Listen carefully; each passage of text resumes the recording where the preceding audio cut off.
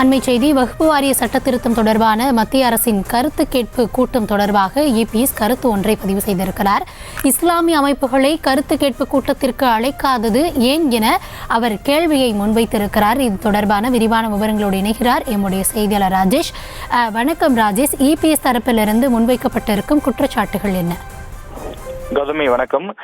எதிர்க்கட்சித் தலைவர் எடப்பாடி பழனிசாமி முதலமைச்சருக்கு கண்டன அறிக்கை ஒன்றை வெளியிட்டிருக்கிறார். அதில் மத்திய அரசு உத்தேசித்துள்ள வகுப்பு வாரிய சட்ட திருத்தம் தொடர்பான நாடாளுமன்ற கூட்டுக்குழு கூட்டத்திற்கு பல இஸ்லாமிய அமைப்புகளுக்கு அழைப்பு விடுக்காதது ஏன் என அவர் கேள்வி எழுப்பி கண்டனம் தெரிவித்திருக்கின்றார்.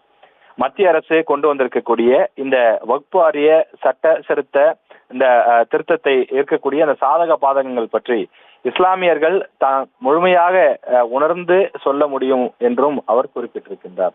எதையும் போட்டு கொழுப்புவதையே தொழிலாக கொண்டிருக்கக்கூடிய திமுக அரசு தொடர்ந்து ஜேசிபி கருத்து கூட்டத்திற்கு இன்று வரை அதற்கான ஆதரவான ஒரு சில அமைப்புகளுக்கு மட்டும் அழைப்பு அனுப்பிவிட்டு பல இஸ்லாமிய அமைப்புகளுக்கு அழைப்பு விடுக்கவில்லை என்றும் செய்திகள் தெரிவிக்கின்றன என்று அவர் குறிப்பிட்டிருக்கிறார்.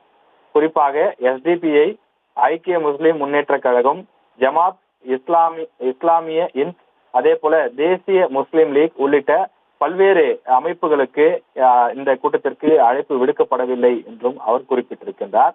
வக்ஃப் வாரிய சட்டத்திற்கு 1937 அரசியல் சாசன பாதுகாப்பு வழங்கப்பட்டது என்றும் சுதந்திரத்திற்கு பிறகு 1954 அரசியல் சாசன பாதுகாப்பு வக்ஃப் வாரிய சட்ட திருத்தம் தொடர்ந்து வழங்கப்பட்டது என்றும் அதில் பல்வேறு விஷயங்களை அவர் குறிப்பிட்டிருக்கிறார். இஸ்லாமியர் நலன் காக்கும் அமைப்புகளை இந்த கருத்து கேட்பு கூட்டத்திற்கு அழைக்காமல் முதல்வர் புறக்கணித்துள்ளது இஸ்லாமிய மக்களுக்கு செய்துள்ள துரோகம் என்றும் அவர் குற்றச்சாட்டை முன்வைத்திருக்கின்றார். எனவே அனைத்து இஸ்லாமிய அமைப்புகளின் கருத்துக்களை நாடாளுமன்ற கூட்டுக்குழு கூட்டத்தில் எடுத்துரைக்க வாய்ப்பளிக்காத திமுக அரசுக்கு கண்டனம் என்றும் அவர் குறிப்பிட்டிருக்கிறார்.